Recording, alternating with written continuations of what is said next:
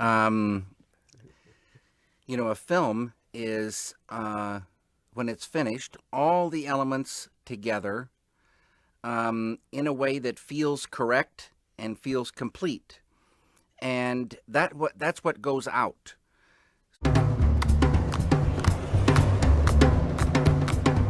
I can't believe it. I'm just so excited to be here. I'm in this dream place. This one comes highly recommended. Dream place. What are you doing? Get out of the car.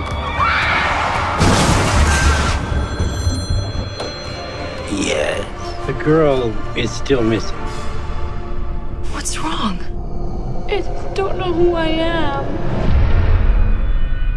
I wonder where you were going. Mulholland Drive. Come on, it'll be just like in the movies.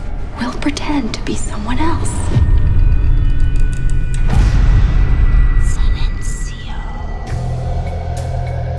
This is all an illusion.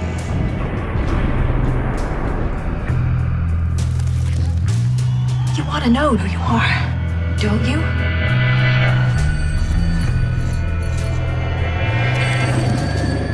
Where's this going? Mulholland Drive. It's been a very strange day. Getting stranger.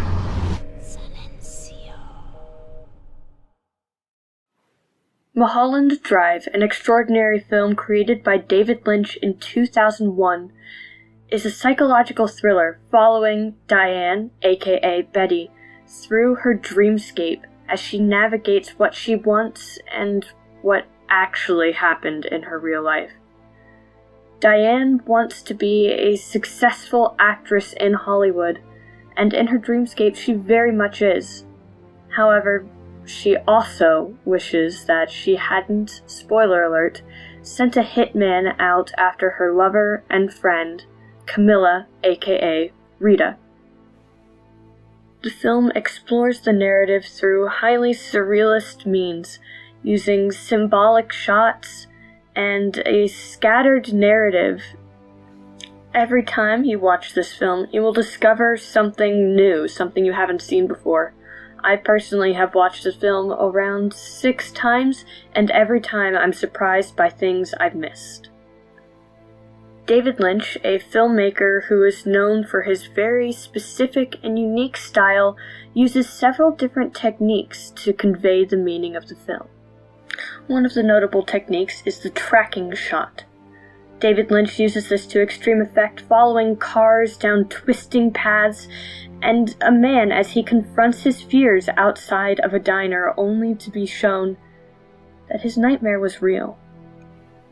He also makes good use of the fade transition.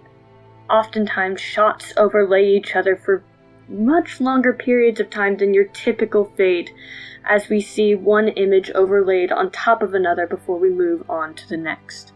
Another notable device he uses are extreme close-ups, and it is this device that we will be exploring. So what is an extreme close-up?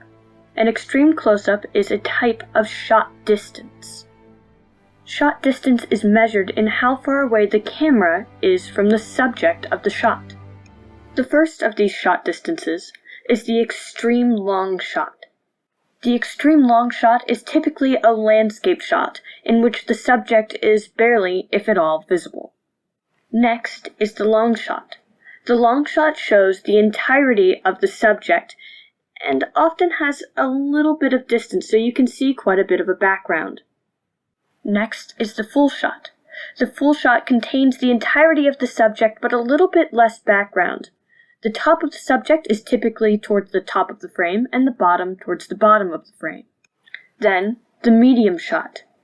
The medium shot typically shows the waist and above of the subject. Then, we have the close-up. The close-up typically shows from the shoulders to the top of the head of the subject. And finally, we have our extreme close-up. The extreme close-up zooms in on an almost grotesque level and shows us the tiniest detail of the subject. This could be just a subject's mouth, subject's eyes, or perhaps a finger tapping on a desk. Shot distance can also, of course, be applied to objects. When applied to an object, the extreme close-up shows minuscule details such as the ridges on the edge of a quarter, or the pattern on a quilt.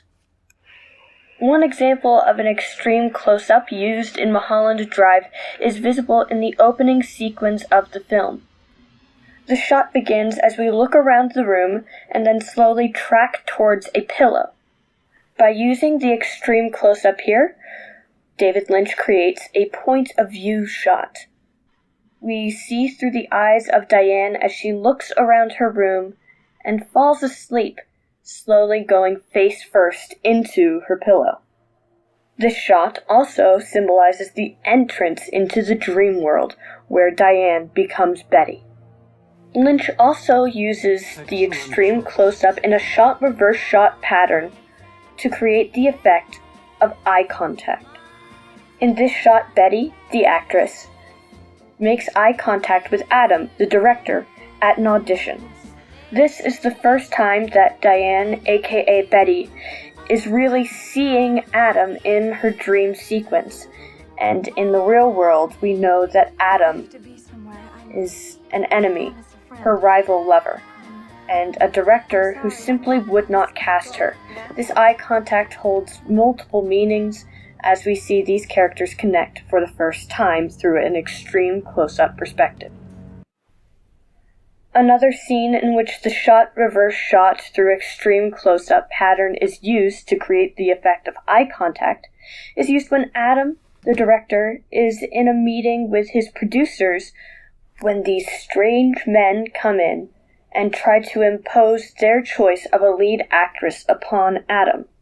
The shot-reverse shot pattern through extreme close-ups that only show the eyes of the two characters symbolizes this tension, and we can clearly see the narrowing of the eyes and the battling of wills without showing the entire face. Finally, in the final scene of the film, Diane, who has woken up from her dream, is confronted with the reality of what she's done. She is killed through a hitman, her lover, her friend, Camilla. As Diane looks at the blue key, the confirmation that the job has been done, we begin to hear the voices inside her head, the laughter of the old couple, and this incessant knocking on the door. Perhaps it's her guilty conscience, or, more literally, it is the detectives come to follow up on the case of Camilla. Regardless, many shots in this scene are extreme close-ups, showing only Diane's eyes, her hair in the way, as she looks around panicked, confronted with what she has done. We don't need to see Diane's full body or full face to know what she's feeling. David Lynch has taken the idea that the eyes are the window to the soul and used it to the extreme here, showing us plot and internal conflict through only an extreme close-up of the eyes. There are several other uses of the extreme close-up throughout the film, for example in the shot-reverse shot pattern to symbolize eye contact, or even just showing us an extreme close-up of an object whose importance to the plot is shown through this narrow shot distance. Overall, these beautifully grotesque extreme close-up shots add to the psychological thriller nature of this film.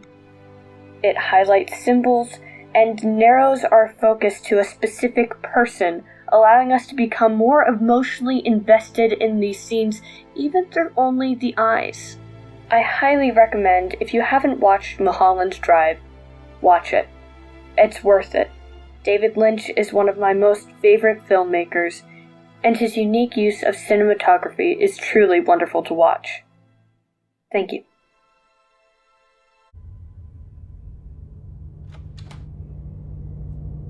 Hey, pretty girl. Time to wake up.